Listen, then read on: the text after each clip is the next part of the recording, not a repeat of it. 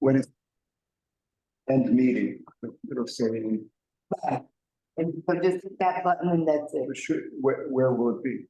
It might be at the top where, you know, it was there. Is it either gonna be at the top or at the bottom? Just hit it with the mouse. Okay, I'll Yes. take care of that. It's- Okay. Thank Okay, you great. so much. Thank you, Next. Florence. So I called Mark and we worked it out. Thank you so much. Sure, you're welcome.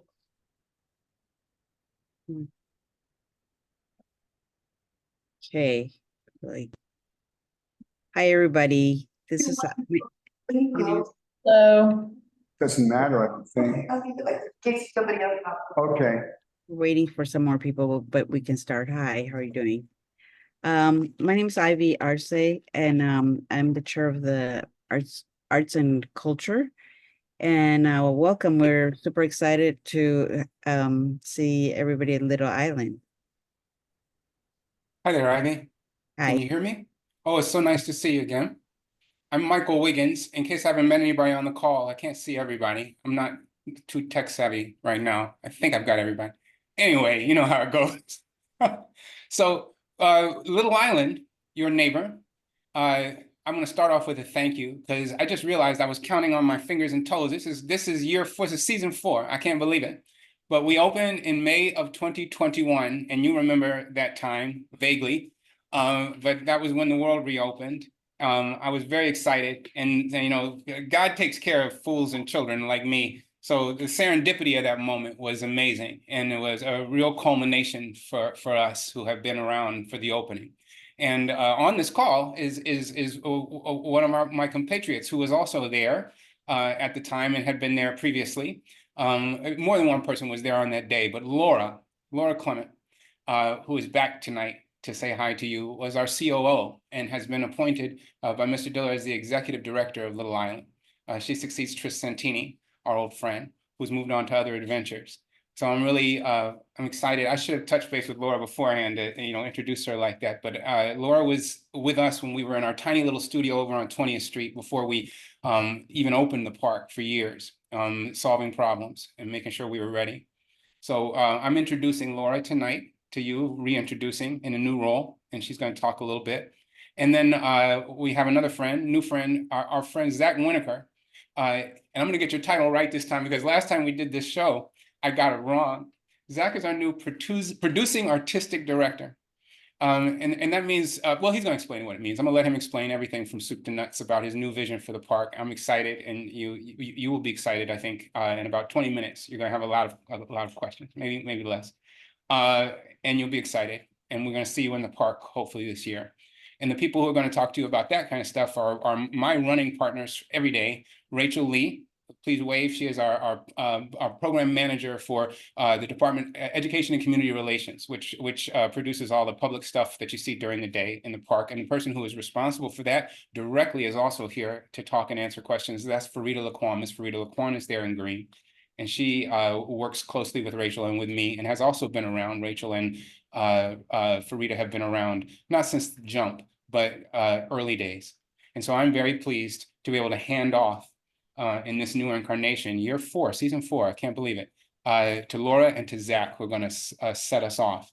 Unless, Ivy, because this is your house, unless there's something else you'd like to begin with. No, we the working group has changed from arts and institution to culture, so we also have a little shift this year.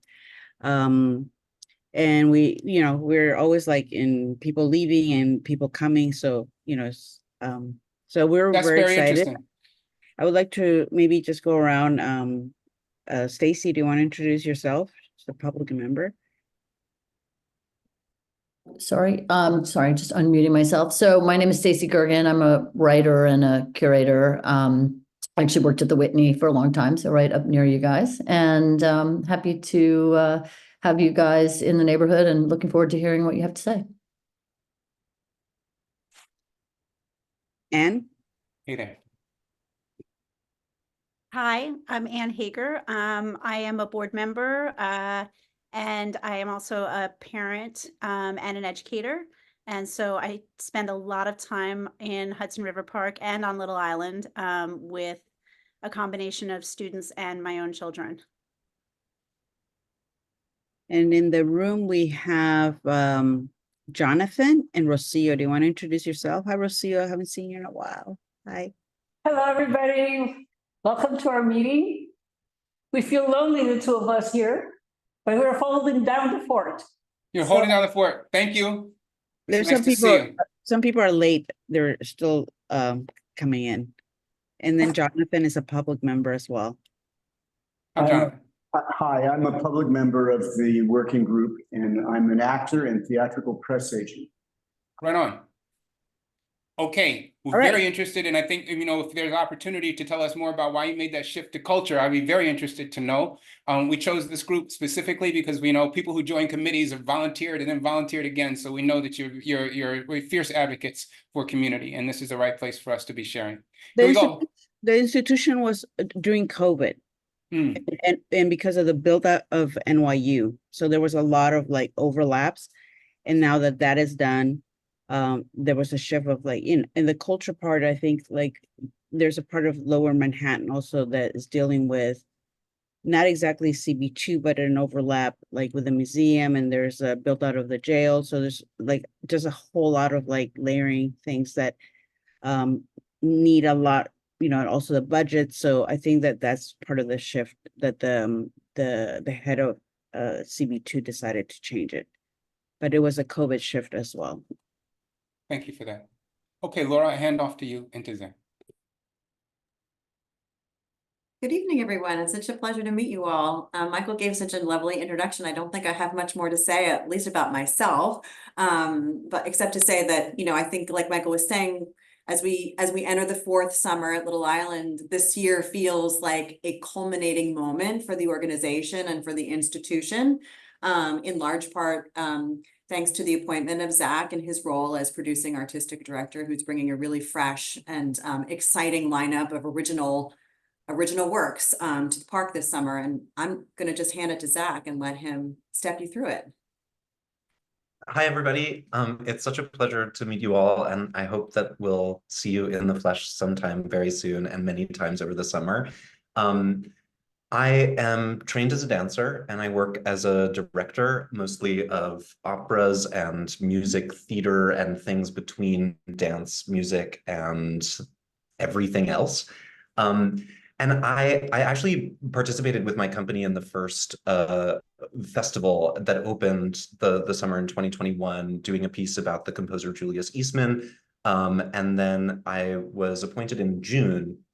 And basically, there are many things that are very much the same, and there are a couple of key differences. And the big difference for our programming this year is that we are sort of welcoming a commissioning and world premiere model, which means that basically every single thing that is happening in the amphitheater is something that will never have been seen before and is commissioned by Little Island, produced and developed by us and our team, and will be premiered for the first time on Little Island. And we hope that that is the beginning of a long life for many, many of these projects.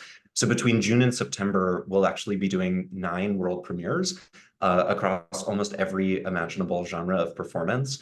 And I think it's the reason is, you know, and what was so exciting to me about taking on this project was, beyond my amazing colleagues, the fact that it's a public park and it's a civic space, and it should be a place for incubation and for the development of new work, which has been such an important part of the motor of culture and the motor of this city, and is increasingly difficult to do. And I think we're really proud that we're able to provide a space for people who live here to make ambitious new work at scale that can be seen in a very accessible way and in such an unusual place. So before I dive into the programming itself, I think it's just important to say that the most expensive ticket in the amphitheater is $25, which is one of the cheaper tickets that we've ever had. There will be rush tickets at $15. And then, of course, and we'll get into this a little bit more later, there's a very intentional community ticketing program run by Michael and Rachel and Farida that gives, you know, an allocation of free tickets every single night. And then, as in previous years, the Glade, our smaller space, will be home to, in July and August, Wednesday through Sunday, entirely free programming, which we'll get into soon. So I think we have like a little deck to show you. And I'll just go through really quickly, and then I'm happy to, I'll pass it over to my colleagues, and then we can all just chat about it. So the basic architecture of the season is that there's one show that runs for 3 weeks at the beginning of June, and one show that runs for 3 weeks in September. And in July and August, there is a new show every week. The first show of our season is the first new evening length work from the legendary choreographer Twyla Tharp over a decade. It features new arrangements of music, all played live, or mostly played live, by T-Bone Burnett and an incredible band. It features 14 young dancers from the city who are all totally extraordinary, and the actor Michael Cerveris. This is a kind of really special moment for me because she's always been one of my heroes, and I grew up on her work, and I think she's the right person to kick us off in this new commissioning model. The second piece is actually one that I'm working with this extraordinary bass baritonium Devon Tynes, who's currently starring in El Nino at the Metropolitan Opera. It's a piece that takes on the music that Paul Robeson, the singer and sort of infamous activist, sang, but in completely new arrangements. We're also making a record at the same time, Devon's debut album with None Such. And this is like a kind of whole new evening of Robeson's music and life seen in a very different way than it has before. After that is Open Throat, which is a pretty extraordinary and special and strange novel that was published in February a year ago, that is by this wonderful guy named Henry Hoke. And it is a fictional memoir of a gay mountain lion who lives underneath the Hollywood sign. And it becomes like an exploded reading with actors and some music and shadow puppets to tell the story of how this gay mountain lion moves out of Griffith Park and into the kind of maw of humanity. After that is a new evening length dance from the choreographer Pam Tanowitz, who I think is really like kind of in the lineage of Merce Cunningham, who makes extraordinary work, and her new piece takes actually the entire city and the island as its soundscape. So we're doing field recordings of the water lapping up against the island, and that will sort of be the soundtrack for what she's making with 8 wonderful dancers. And that piece also takes place kind of all over the island. It starts on one of the lawns, it sort of Pied Pipers its way into the amphitheater, and then takes place as you're leaving also in the glade. After that is Britton Smith and his funk liberation band, The Sting, doing an evening of new music that will also become a record called Mama. It is entirely music written about the water, so it makes a lot of sense in our space. And this is he's like one of the most electric performers I've ever seen. He's known as a Broadway performer. He also won a special Tony Award for being the co-founder of the Broadway Advocacy Coalition. And I have never seen someone sort of electrify an audience so many times in a row with so many different people. He's quite extraordinary, and he has a 9-person band. That show will also be directed and choreographed by the great Ebony Williams, who is also a dancer who's been currently working on like Dua Lipa's arena tour and Alicia Keys concerts. The next one I think is a very fun one that sort of only makes sense for us to do, and came out of a conversation with the Billion Oyster Project, and Yo-Yo Ma's kind of pop-ups about community and conservation and nature and music. It's going to be a live radio show that combines science, story, and song to tell the very rich and profound history of oysters in the Hudson River. It includes field recordings from the oyster beds underneath the island, as well as some of the original oyster beds, of which I learned there's only one left from 2 centuries ago, that is underneath the Tappan Zee Bridge.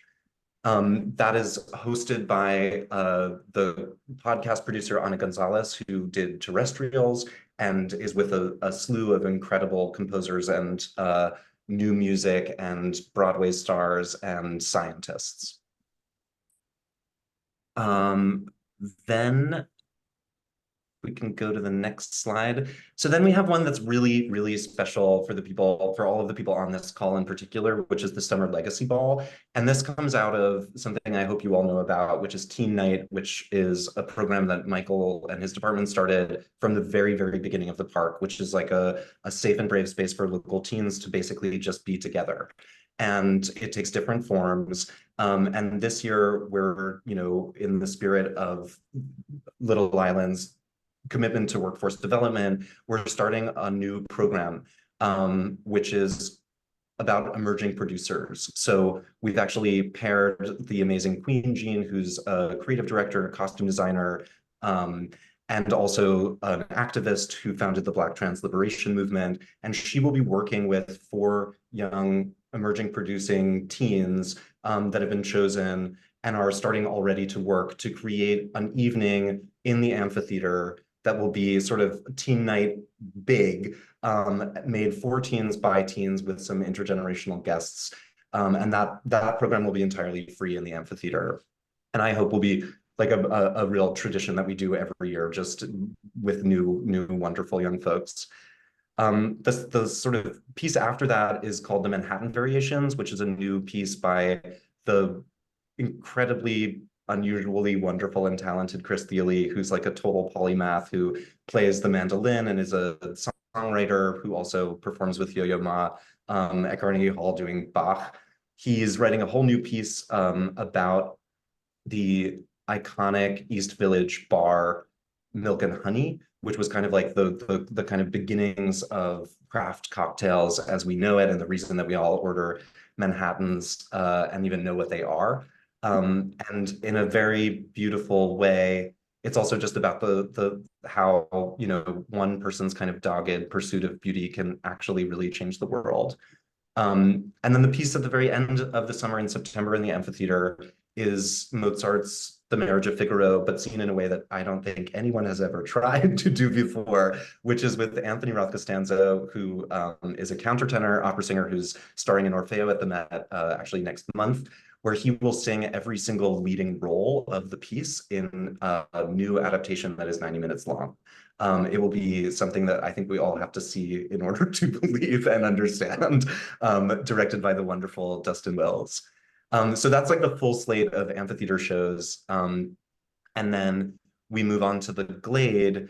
And basically the only difference this year in the Glade is that each week is curated by a different wonderful artist that we love, who gives sort of either hosts or performs themselves or sort of gives their name to people who we might not know yet.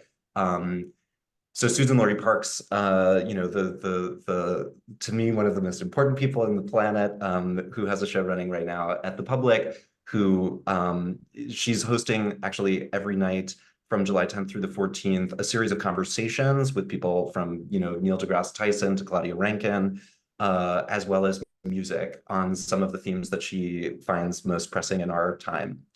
The week after that will be my beloved Justin Vivian Bond, who is a close collaborator of mine, and will be presenting a week of extraordinary cabaret and performance. Alongside the Oyster Radio Hour, Robert Lavalva, who's an amazing food figure who founded the new Amsterdam market that kind of took over the Fulton Fish Market space after that place moved to the Bronx, is going to be hosting an oyster market. So that week, a bunch of local vendors and purveyors will be hosting, you can get live, like, shucked oysters before going to hear the show about the history of oysters, which I think will be quite fun. Then after that, we have the great comic Morgan Jay, who's returning to the island with a week of emerging and established comics. After that, we have an organization that I have really fallen in love with that's like totally blown my mind, called the Endangered Language Alliance, which is run by Ross Perlin, who is a linguist. And he wrote this book called Language City, which will be the title of that week. And it totally blew my mind. It basically says there are about 7,000 languages in the world, over 4,000 of which are represented in New York City, many of which are invisible to the census because there are so few people that speak the language. And this organization's work is to conserve and document those languages. And so they'll be hosting a week of folks who will tell stories in those languages and do performances from those cultures. After that is Cecile McLaurin-Salvant, who's a 3-time Grammy Award-winning jazz vocalist who's hosting essentially a group of totally wonderful young jazz vocalists and one extraordinary pianist. And then closing out our curator series in the Glade is Gio Escobar, who has this amazing kind of free jazz band called Standing on the Corner. And this will be a week that includes, you know, very interesting Nuyorican films, as well as some graffiti artists, as well as bomba drummers, as well as his band. So that's kind of the slate, and I'll pass it over to my colleagues. Thank you, Zach. Hi, everyone. I'm Rachel. As a reminder, I'm the manager of education and community relations here at Little Island. And my department's responsibility is to make sure we deliver on our promise of engaging, educating, and employing local New Yorkers through our programs. Michael, before I kick it off, anything you want to say about our department before we dive in? No, I don't want to say anything about the department because I really want you to roll with that. But we came to this committee on purpose because, as I said, I know that y'all are you have championed us. Community Board 2 has championed us in the past, and we'll need you again in the future. And so the story that I would love for you to be able to tell is that we're adding to what we do in terms of public service. So what Zach has described is a commissioning model which will put money and opportunity in the hands of New York artists. And so that's intentional. That's specifically what he's trying to bring, in addition to all the wonderful things that we've done in the past. And as Rachel said, the promise that we have to engage, educate, and employ local New Yorkers continues. And I'm going to let her roll with that. But it's so significant, and I'm very excited about the idea that we are intentionally trying to welcome and support, create space for artists to make new American work. Like I think that is something, as Zach said, that's not happening everywhere. And so we're going to lead in that space from jump. And that's pretty cool. Here we go. Rachel's got that. Thank you. Yes, and the jig is up. The illusion is up. We've been in the same office this whole time. Sorry, my computer's about to die, so I had to move. Amazing. All right. So like I said, we engage, educate, and employ local New Yorkers, and that takes the shape in a lot of different ways over the summer. One of them being our summer creative breaks. So every Wednesday through Saturday in the summer from 11 a.m. to 1 p.m., we offer open format arts workshops for visitors. Everything from Discover the Island, which focuses on our park's landscape, nature, and horticulture, music and dance on Thursdays, visual art on Fridays, and Family Day on Saturdays, where we'll be offering events and presentations specifically for kids and families. And we really want to make sure that during that early morning, early afternoon slot, there's always something for kids and families and all ages to enjoy and participate in art making on the island. Then we have our Teen Night series, and Teen Night, it really honors the legacy of the neighborhood and specifically the piers as a safe and brave space for young people, particularly in the LGBTQ community. We want to make sure that our space continues to honor this community and welcomes them back. And so every Friday night, there is something for them. We do this in partnership with several different organizations. They're listed here, including The Door, Kips Bay Boys and Girls Club, Kiki House of Us, and City Lore. And this summer Teen Night is a part of the Summer Legacy Ball that Zach had mentioned, which will be creative directed by Queen Jean in the AMF in August. But every other Friday, something in the Glade for young people to enjoy. And then all of this fabulous work that we are doing this summer could not be done without our incredible staff. They really make sure that the vision of Little Island becomes a reality. And so I just want to plug that we have a lot of open positions on our website right now for summer jobs. So go ahead and check out littleisland.org/employment if you or anyone you know is looking for a wonderful summer job in the neighborhood. Specifically right now, we're looking for ushers to join our Summer Usher Corps program. It's one of our signature workforce development programs. So young people, it's a program that centers CUNY students age 18 to 24. They can work in the park over the summer, see some performances for free, which is a pretty great work perk, and also participate in professional development and learning opportunities throughout the summer. So I highly encourage everyone to check out those things that are available on the employment page of our website. But Farida, I'd love to know from you in our programs, Creative Break, Teen Night, performances, what should people know? What do you want everyone to know? Yeah, thank you, Rachel. Hello, everyone. I'm Farida. As Michael and Rachel said before, I am the Community Programs Associate, so I produce all the public programming in the park with Rachel and our great team. So public programming, as Rachel said, teen night, creative breaks, just come here. Now we told you all the great things that are happening. Now the second thing is that we are inviting you into that space. We are encouraging you to invite your network as well. If you know some great organization that need to see the work that's happening at Little Island, but also that doesn't have the capacity to come and see, right? We are all from different walks of life. Some people just can come. $25 is actually quite accessible in the grand scheme of things, economically speaking. However, there are those that cannot afford it. So we're extending this invitation for all to come to those different opportunities to engage in art, nature, and community. Please feel free to do your part. Feel free to connect us with the right people, the right organization within the neighborhood and beyond. As Zach said, for the shows in the amphitheater, we have our community ticketing. It is quite robust. It's a big project to make sure that all can be invited and that everyone can enjoy those shows. So yeah, the invitation is to you all. I hope to see you on the island. I hope to see you come and have fun in a creative break. You can just show up, but if you're coming, please let me know. I'd love to meet you. We'd love to meet you. And yeah, that is my spiel. And I'll pass it on to Rachel or Michael. And I'll say, if you are connected to an organization in the neighborhood that would benefit from being attached to our community ticketing program, please reach out to us, community@littleisland.org. If you reach out to us there, we'd love to get to know some other local organizations in the neighborhood and make sure that they have free access to our community ticketing program so they can get some free tickets and see some wonderful art this summer. And that is everything cooking at Little Island this summer.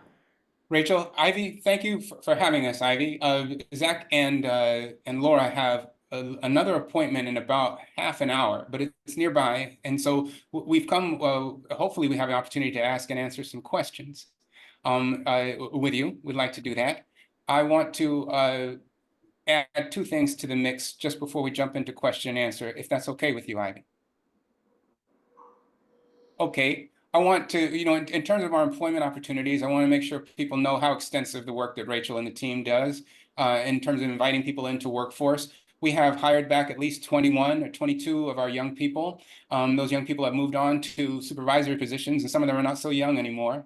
And I also want to stop at that moment and let you know that those usher positions that were described are also available for anybody who is not defined as a student or even a young person. I'm very interested in having an older person, a more mature person join one of our teams. And so if you know of anybody who is older, a senior, who needs a part-time job, we'd be happy to talk to them. Because that's something that we have not been able to achieve so far within our workforce space, but we're interested in doing it. There's a lot of wisdom and there's a lot of value in having some intergenerational mix in there. So we're interested in finding someone who can walk to work, who is not defined as a CUNY student or a recent CUNY graduate. In any case, I'll leave it there and open the floor up to questions and answers for anyone on the team and anyone on the call. Thank you. Well, I have a quick one for Farida. Like, so when we go and want to say hi, how do we say hi? Oh, well, first of It's a all, big you can reach office. out to me. Okay, you can reach out to me, farida@littleisland.org. And I'm happy to come and welcome you, host you, have a drink. That is a juice we're talking, not that. Lemonade. Also, you have our food kiosk, so there's an array of things that we can eat, whether you're vegan or like meat, whatever it may be. And then we'll just sit and chat, do some watercolor, maybe dance together, or just sit on the lawn. And if you come into the park and you need me, you just find somebody who's wearing a shirt that looks official and say, "Where's Michael?" And if I'm there, I'll trot on over. Okay. And All then right. for Zach, like, can you tell us a little bit about how you choose these projects? Like, what is the like how do I mean, have you, I don't know if it's an application or you just scout. How long does that take to come up with this amazing? Yeah, well, I will say that this year it's been somewhat crazy because I started in June, and developing 9 world premieres in 1 year is like a kind of psychotic undertaking. So thankfully we've already started to kind of commission for 25 and 26 because I think, the best kind of things take the time that they need in order to really develop. There are a couple of ways, this first year again, I think is kind of unusual where like we needed people who could sort of execute this in the time that we had, which narrowed the field a lot because so many people are already doing a lot of work. And I think there are a couple of ways that I'm thinking about it. One is that I really believe in like letting artists lead and allowing artists to lead us to other artists. And that like that is how these kind of communities are built. And I think it's also why the Glade programming is so important to us because it's people that we know who are introducing us to people that we don't know, who they love and really care about. And we hope that many of those people will either become a curator in the Glade the following year, or that we'll meet them and they will become, a commissioned artist for a future season, and we can go on a real journey with them. I think otherwise, we're just really looking for, we want to be doing something that other people aren't. There are certainly other people who are commissioning, and I think what we're sort of hunting for is people who have something to say where other people won't let them say it, or things that are, ambitious or of a scale or need a time that they aren't being afforded in other places. And I think we're really interested in like putting the time and energy into a bespoke producing model for every single good idea, and it takes a very different shape for each project.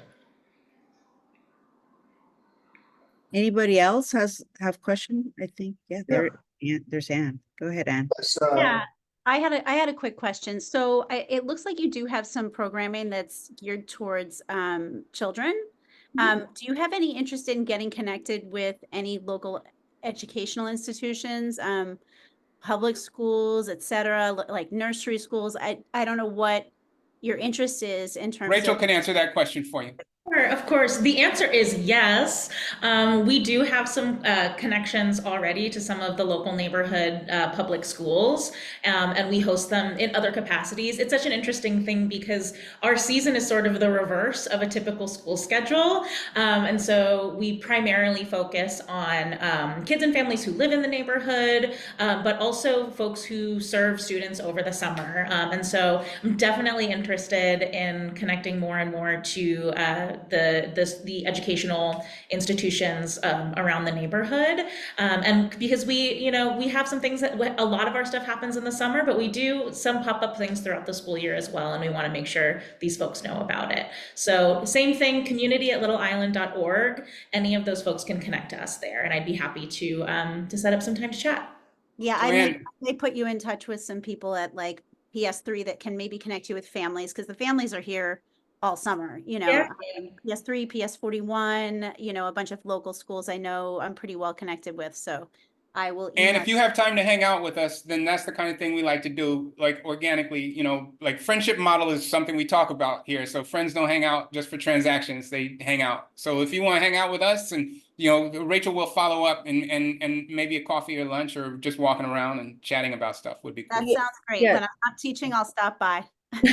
The programs like, what is it? Art studio in, which way is it? Studio in the classroom, like by Aggie Gunn, or Rosie Theater Kids are life-changing for the community. Mhm. I love Life-changing.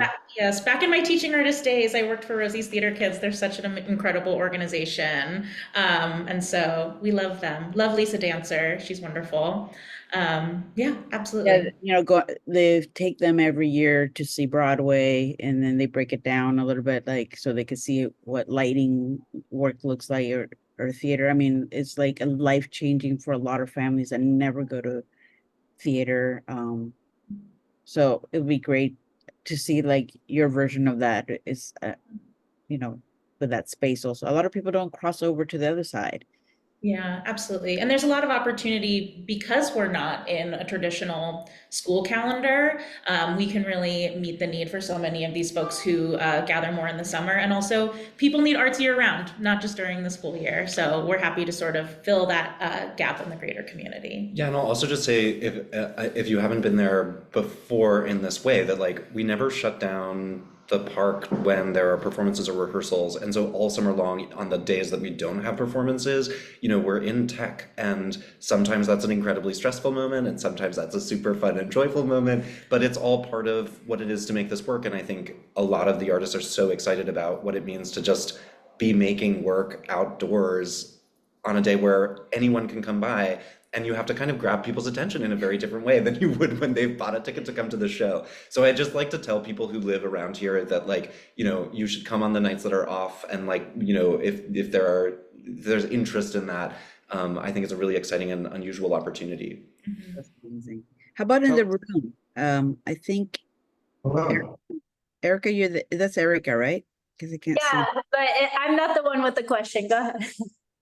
Rocio? I'm the one with the question, Jonathan. I'd like to make an introduction between Little Island and Shakespeare in the Parking Lot.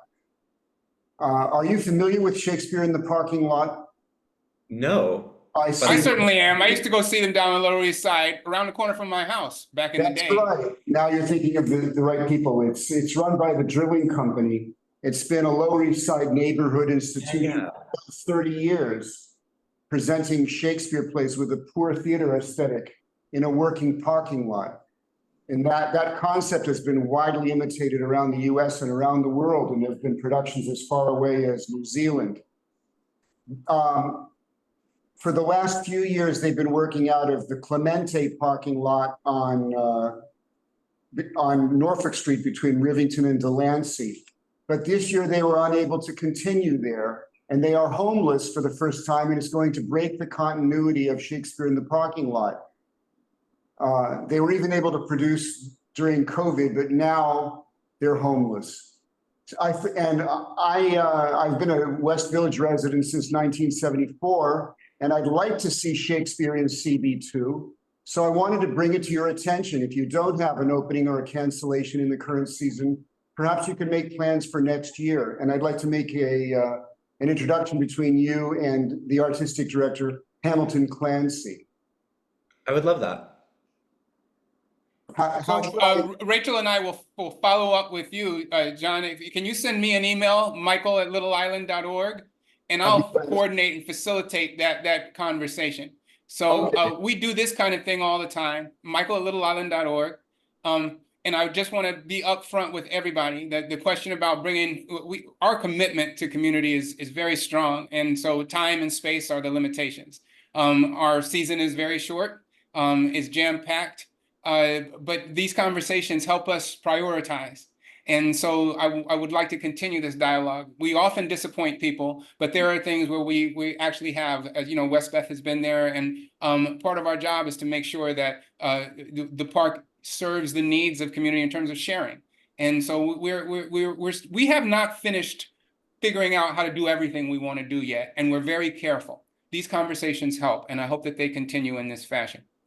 If there are no other questions, then we might sail out of here. But I would like to, actually, I'd like to turn the tables a little bit and let my colleagues know, because you are very modest. Everybody on this call has been modest. Ivy is a well-known and celebrated artist who's been in the Whitney Biennial. And as the leader of the Arts and Culture Committee, I'm really excited to see you in that spot. And I just want my colleagues to know that, you know, when we're talking to heavy hitters on every level. And Rosario, I look to you. I'm thinking about business, because so many of our young people are not aware of all the things that you advocate for. When I'm on those calls and I'm listening to those meetings and the things that you speak up for, all that knowledge and that passion that you have about small businesses and owners is really important. And so I'm going to make this public invitation to you. We would love to see you in our workforce space, because the information and knowledge you have is useful for the young people that we're trying to support. And I extend that to everybody who has expertise on this call. Those are the kind of relationships we'd like to build with you. So I'll end it with that. Thank you for that. And you have much respect coming from us. Well, thank you for coming. I have to say the programming looks really amazing, and I can't believe that you were able to pull that together in such a short period of time. So congratulations. Yeah, Thank we'll you. be there. I just, and it goes for all of us, but just find someone with a walkie-talkie when you're there and shout one of our names and we will come running. But it would be really great to meet you all in person over the next couple of months. Right. Thank you so much for having me. Summer is too short now. So you know how to reach us, right? If you don't know how to reach us, then this is failed. So you know how to reach us. And if all else fails, just send an email to info@littleisland.org. Thank you so much, guys. Okay. Amazing. Thanks. Bravo. Much. Thank Bye. you so much. Bye-bye. And the team.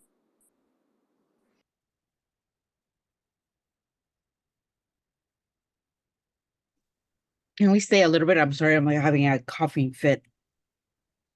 Because we have two new members, Erica and Anne. I'm sorry. I just want to make sure that we got a minute to introduce ourselves because we haven't been able to get in the calendar for a while. This was a great way to start this year. It's so good to see you, Rocio. I haven't seen you in a while. Thank you, same here. So what do you guys think? This was a great way to reconvene. Yeah, Ivy, last year, I remember that Michael Higgins, his last name? Wiggins, Higgins.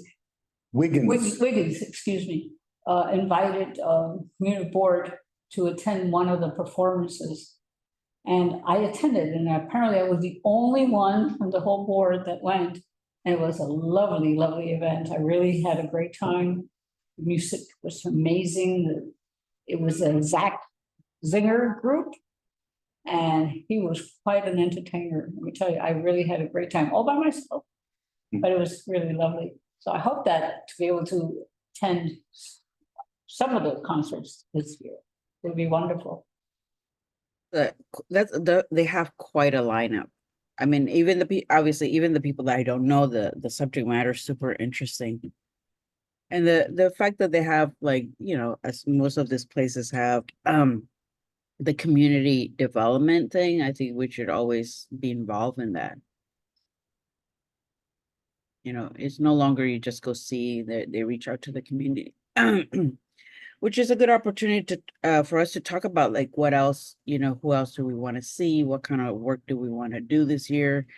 Now that the working group has been changed a bit, maybe it's better because I think the institution part was a little hard, you know, with the layer of NYU. And now that that's done, who would have thought? But that's done in some ways. And the only bad thing about that, Ivy, is that NYU, as far as I know, is not really accountable to our board. I don't know if there's any committee that deals with them. No, and I think that shift also took us out of even more of the footprint to even have conversations with them. Yes, which is not negative, which was not necessarily a good thing. Yeah, I don't know why that was decided. And that was a decision that Susan did, and I quite didn't understand about that. Except that the NYU is considered done. NYU is never done. Exactly. So anyways, I wanted to hear from Anne or Erica, you know, Jonathan. I mean, Stacy had to leave, but I don't have anything more. I had, my big idea was the one that I shared with Little Island just now. I'll follow up with Michael and hope it turns into something. Well, I'm particularly, I mean, I'm a native West Villager, so I'm interested in the art scene. I grew up around a lot of artists, but my primary focus is really on sort of educational and arts programming that can serve families and not just young children. I'm talking about, you know, older kids too. So I was really happy to see all the stuff about sort of teen focused arts programming, which I think is nice to bring them in. They sometimes can be at loose ends, I know, as with mine. So I think it's nice that they've thought about that. And some of the programming had, you know, what was it called? The young emerging producers. They were very young. Yeah. I was like, that's pretty awesome. Yeah, I definitely am going to take my kids to see some of the performances there. And not just the kid-centered ones, because I like to take my kids to, you know, see cultural things. But I do like that they seem to have a broad range of the community that they're trying to connect with. How about Erica? I can't like. I'm here. There we go. Now you can see me. Yeah, sorry, I apologize for being late. I think like the president's in town or something. I don't know why. But anyhow, I got the last bit and it's super impressive. I mean, I have nothing additional. This is beyond my expertise. But I was thinking more broadly about this working group, and I don't know.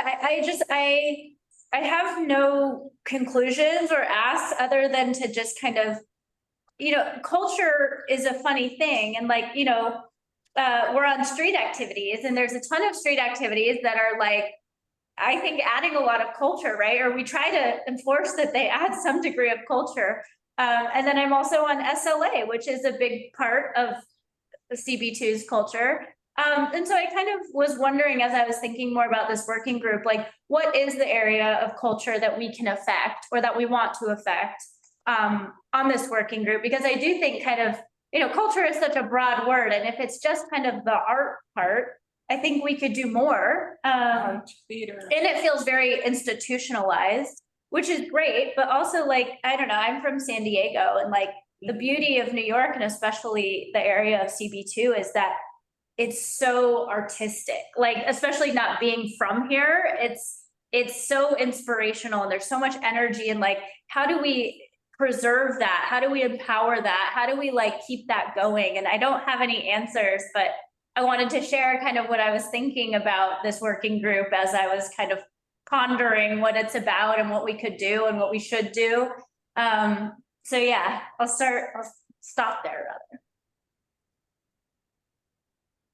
Yeah, that's you know, we just had in Little Italy last week like a block party.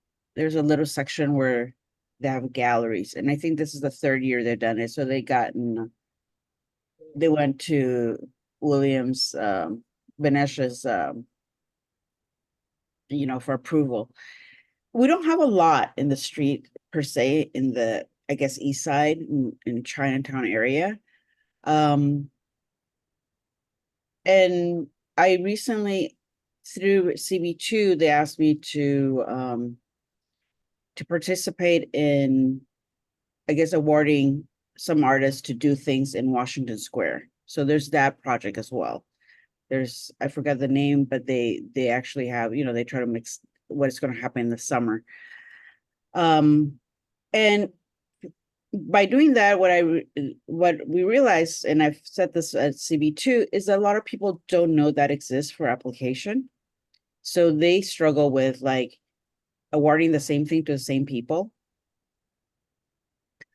And you know, I brought up that we should have a social media because, you know, when people come and give us this robust thing, we're just 4 people, you know, yeah, we can tell, but CB2 doesn't seem to be wanting to do that because it needs like some kind of like structure that we'll all agree on. By then, you know, social media has passed, right? So I don't know how to really do that, but you know, that confirmed to me that, you know, Washington Square, being this amazing place, basically has the same 8 people that are applying because they know about it. So how do we break through that? And even like they had like 2 new people. It was so unstructured to apply, and they were trying to just like, you know, let's push them over, you know, just like let's get them. So those are the kind of things that we can work. And there's another bigger project that is actually arts and culture and the park at Washington Square that they're trying to bring again, like an application where people can do sculptures. And that's taking a long time because that format, like, insurance, and so there's that kind of stuff. And then we have like the, what the culture part, I think, like by MOCA being completely at a standstill right now, and everybody had a hard time talking to them or about them because of some money that came through that whether it's affecting the jail build out, and that is not part of our CB, but the museum is there. That's one cultural center that a lot of people, that is their source of art. And that has been on a standstill. They have a research center around the corner and nobody's talking to anybody. So I like to invite them. And I do a health fair for Pride. And this is my fourth year. So I engage the Department of Health to bring vaccination. It's like a nightmare. Every year I feel like undateable, it's like, really, we have to have this conversation again. Yeah. But this year, like, I had a whole bunch of young people that came through ACT UP that are doing zines, and we have able to, find out that NYU actually has like a LGBT focus department right in LaGuardia that just started this year. So they're going to be there. So we're going to be in Thompson Square, but we don't have enough of those things. But it's like a full on, like, the city, the clinics, and then the kids learn how to like show up planning council because people from Queens, all the clinics are closing. Suddenly they're like, how do we change that? So it's bringing a lot of conversation, but we should have more of that, the city this year, because of the exchange of insurance with COVID, you can't get free COVID anything. So how do we, like, the city didn't want to give us Mpox or COVID vaccinations. And we were, we're trying to figure that out. I mean, even if we have to come up with a budget, it's like what, but they don't know how to work that either themselves. And then we found out that condoms are not being distributed to bars. So, yeah, so I don't know why we don't have more health fairs. So that's another component. So, I mean, everybody, Rocio, you like see so much across the border and, you have experience. I mean, I've always turned to you about like, what are the things that you would like to work on? I mean, we never do. I mean, since I've been here, I don't understand the budget year thing that we are supposed to recommend. Especially for March. It's just like, it's undigestible. Well, I guess we could think about asking to support libraries, because libraries will talk about art, culture, theater, right? So we need to concentrate to make sure that the libraries get funded. So the our children and adults, many seniors that are limited, and they have availability to the libraries for education and for just fun. Yeah, for the new immigrants, that is the complete source of everything, from education to art. New immigrants and old immigrants, people my age and people younger than I am or older. Well, I sent something that came through CB2 before this meeting about Carolina doing something next week about the library regarding the budget, if anybody's interested to attend that. So, let me know, like, email me, like, I mean, I would like to talk to MOCA. I think Rocio has heard me say that. I think like an institution of that importance and with that resource to be completely shut down is alarming. While this, one of the biggest like city jails is being built downtown with some of the donation money or whatever. But it would be nice to know why the doors are not open, just in general. Yep. And Does anyone know? Why aren't the doors open? well, they had a lot of protesting going because, I mean, in the gist is that about $35 million was donated to the museum at the time that the city was brokering and reshaping the jail when they were talking about supposedly closing Riker, but really they were talking about reformation of Rikers. And somehow that donated money was implicated in kind of like appeasing the community while there's going to be drilled. I mean, it's going to be like I forgot, it was 20 floors up, you know, and it's being built now. So the director at the time was going to do the build out of the museum, like an upgrade, and they had Maya Lin doing the upgrade. It was supposed to be finished, I think, last year, but this year, but then they suddenly the protests and all of a sudden they stopped. The director left to the Smithsonian to run like the women's archive. That ended up following her and she lost her job over the way this was handled.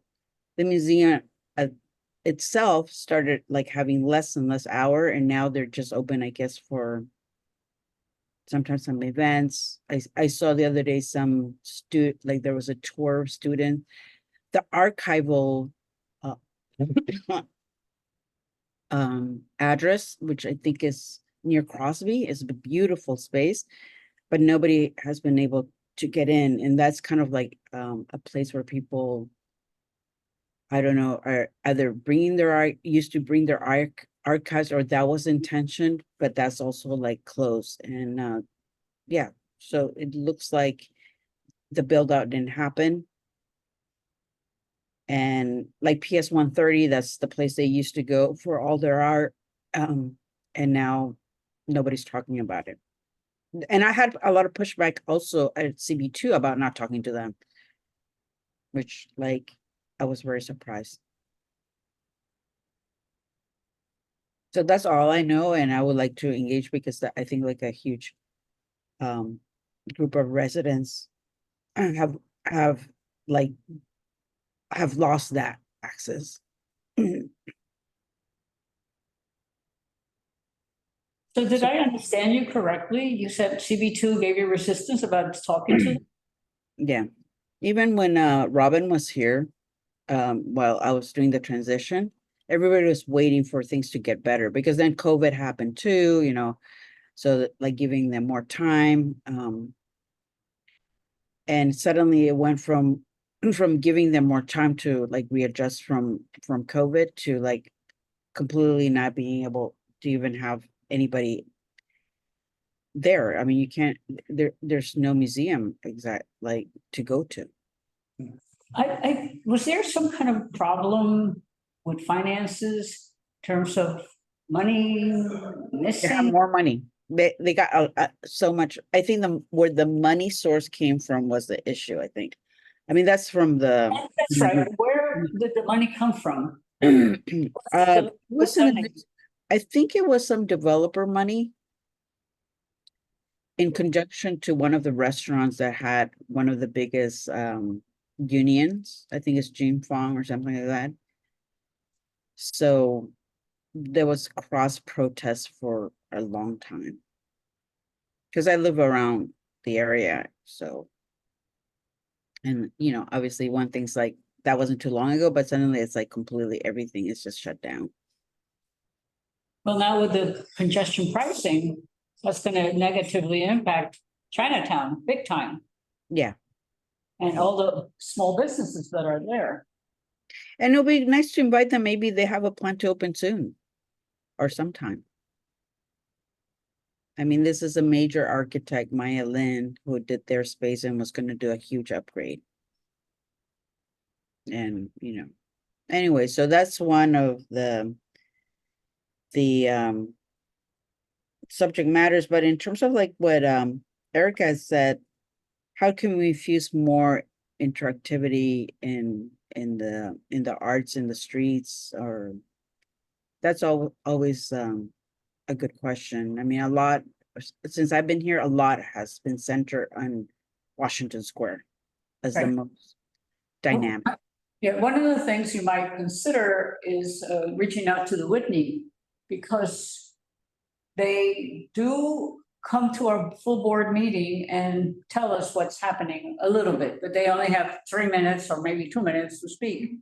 And it was mentioned about doing things for the older children, not just for little ones. And the Whitney does that. And I don't know if you're familiar with their programs, but it might be interesting for you. But I think we should ask them to come and present to us once every 2-3 months to see if we can pick up the agenda again. We can pick up maybe the museum or other museums that are in the area, not the Museum of Sex necessarily. Well, Jane used to come all the time, but because of the change that we had shift, and also, well, they're in another biannual now. They're doing this month. They're starting to gear up for Pride, and last year they did this on top of the many programs they did. They actually did it outside of the Whitney, so it was like in the AIDS Memorial. They did some stuff, so it was like a tour thing that you can move around. And Jane from the Whitney is part of, like, I forgot what it was called, the West Side. I forgot the name, but there are 3 institutions together. Which do you remember? Yeah, I remember she said they were bringing them together to like join forces, basically. I remember that. So yeah, so the tour was from that. Is the Shed, the Whitney, and I don't know who else. So that's another thing that we had talked about. What about the East Side?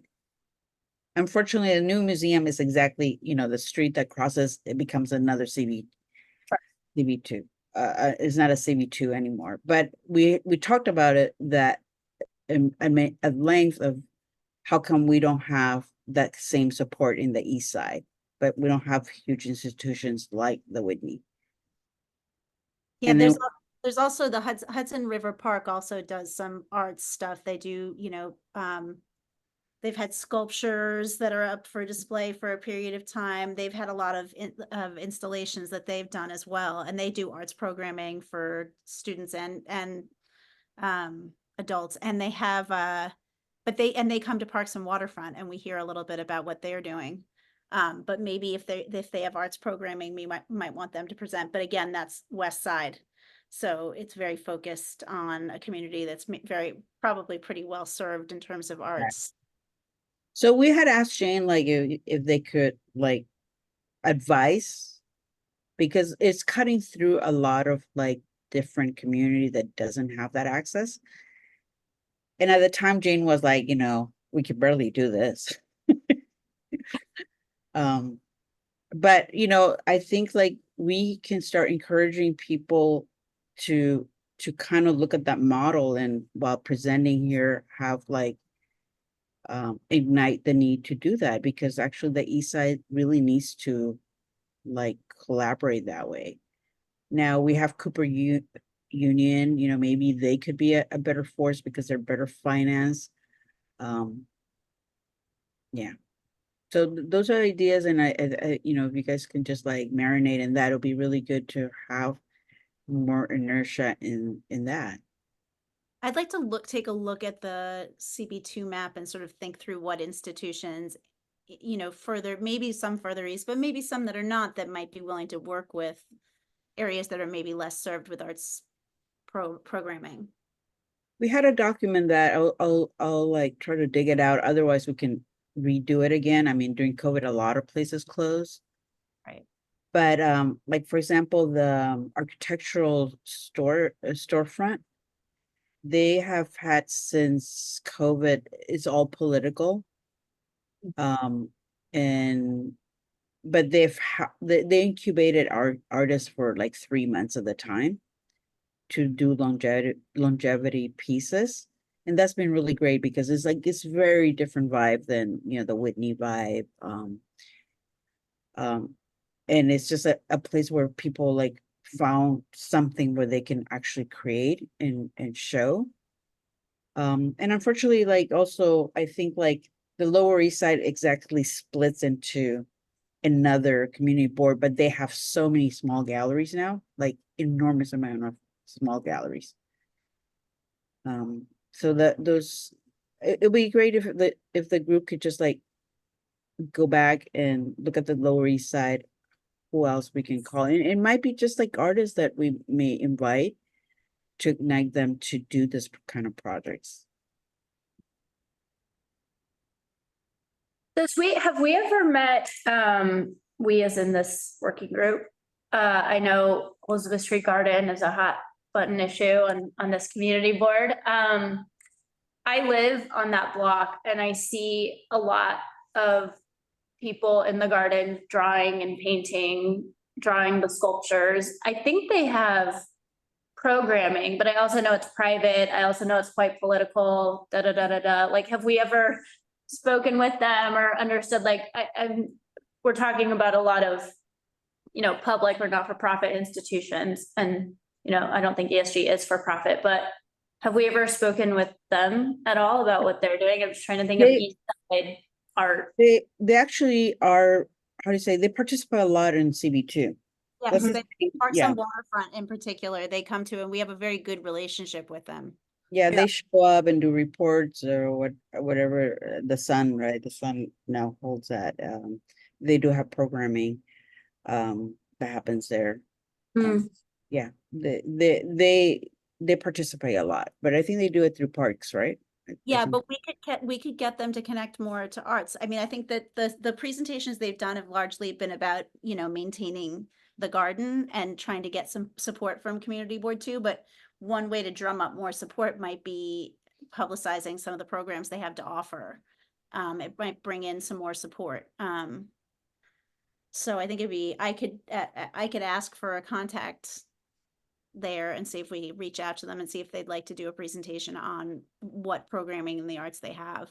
I mean, they're always having musicians and this and that. Even when I'm walking home, it's like people on the street and whatnot. I don't want to cross pollinate or like, I don't know, go somewhere that we don't want to go, but. Yeah, but that's. I'm trying to think of East Side places that I've seen like arts programming happening. And we have a good connection with them already, so why not, you know, they're happy to have our support. It would be nice to have them talk about what they offer. I think that's a good idea. Unfortunately, not everyone is on the same page. Yeah, it's We're gonna build housing for seniors. Right.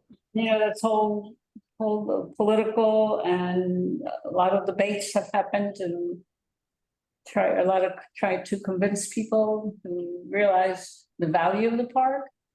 But they're also. and I think that the history, when people dig it up and people find out that they had more than whatever, over 10 years of paying rent for, like, I don't know, was it $25? And no, I live 2 blocks from that. Until this was brought up over housing, like, again, I thought it was a private space. And I remember somebody inviting me because they you know, they had like only a selective group that could go in. So I went in because they were going to put a pool. And I thought, oh, it's somebody's house, they're going to put a pool. And they told me, no, you have to be voted to be here to get a lot. And then there was a sign, there was a public space, and they said, do you want to apply? And I'm like, no. I was like, no, I worked here for 5-10 years. I had no idea that this is, and it only became open when the city, you know, reclaimed again to have the possibility of housing, which, you know, it's a huge thing. So that history is also very tainted in that way. But now it's so easy to forget. It's the same thing with Jefferson Market Garden. There's all kinds of tensions with an organization. Anything that's sort of run privately, there's always going to be tension. Hi, Chris. Anyway, so if we could just like or you know, suggest what we could have a lineup for this year. I also feel like the schools in art are very depleted. You know, my kids are grown up. I have one that went to 130, Matt and Ness. I mean, Ness had a little bit more robust, but it is, you know, and I grew up in Bolivia. So like, let's say talking about like poor poverty level, but the arts like in 130 didn't hardly existed unless there was another program that came into it, like Rosie's. And that's super concerning. It's like, it's crazy. Yeah, arts programming in public schools is not a priority, unfortunately. In New York City, it's like insane. No, I mean, my kids go to, some of my kids have all gone to PS3 where it has a history of a strong arts programming. And even there, it's a battle to keep it. So. And Yeah. and for this meeting, for example, I had wanted to, that's the other thing I wanted to do, and I don't know if the group will like to work on this. I would like to invite the PS in this area and identify who those art teachers are, just so they can come to this meeting and go, oh, Little Island has 1,000 things to do. So that they can connect, and sometimes there's it, then, like Rosie comes or Studio in an Art comes, and that's the only time, but then you multiply a couple of those programs and bypass the school budget, right? But we would like to have those art teachers come into this space to connect with those people, since we don't have Instagram or anything. Well, I'm on schools and education and I'm vice chair, so I have the information for all of the school leaders for the schools in the district. So if we had something in particular we wanted to reach out to them with, we could do that. We would like them to start by coming to the meetings, like if they heard something like this. Like I didn't have time, but I felt like I went to the school websites and I found it super intimidating because there was no way to contact them unless it had to go to the DOE. And I Yeah. was like, wow. So if we can work on that, just even and also for the presenters, when they come, it's not just us, but actually community that needs this, like that in itself would change the dynamic of this group. I think it's challenging to get people to come, it's challenging for us to all get to every meeting.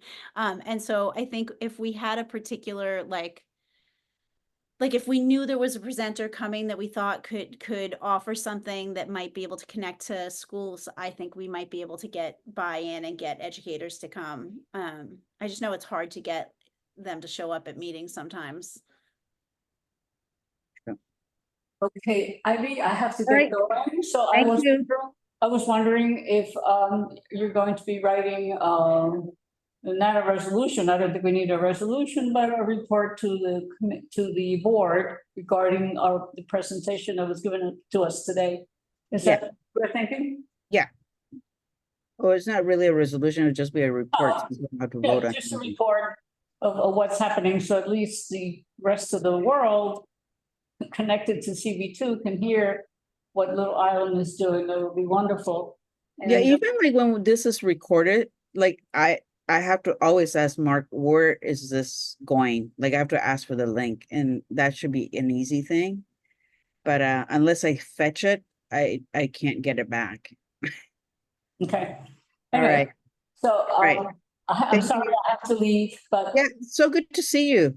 thank you so much. It was very informative. I really liked what I heard, and they did a great job.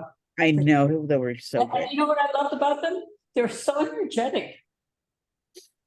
The energy that all of them had was amazing. I Yes. loved it. Very good. Okay. Right, so we can work offline, and then like all the ideas that we had, I'll put it in the note, and then let's see what kind of feedback we want to continue to do. And maybe in 2 months we'll meet again. Let me see, that's the summer though. Or Yeah. we'll meet at the Little Island. That's right. At another concert. So All I'll right. try to find the video so that people can like refer it back to the whole presentation. Yeah, that'll be. Thank you very much. Good night. Thank you so much. Good night. So, Are so you still going to continue? The meeting continues? no, I want to make sure that Jonathan has to shut down or something. I think Erica is like, She showed me how to shut it down, but she said I would just click on a red button, but I don't see one. I think you have to toggle it, and it's going to be on the top somewhere. Bye, Bye. everybody. Thank you, I'm gonna Anne. put my So good kids to- to bed. There Bye. it is. Okay, bye. There it is. Okay, I can shut it down whenever you're ready. Yes, go ahead. Thank you so much. Okay. Bye. Good night, Good Chris. work. It's a good start to our reconstituted working group. Yes, thank you so much. Bye-bye. Good night.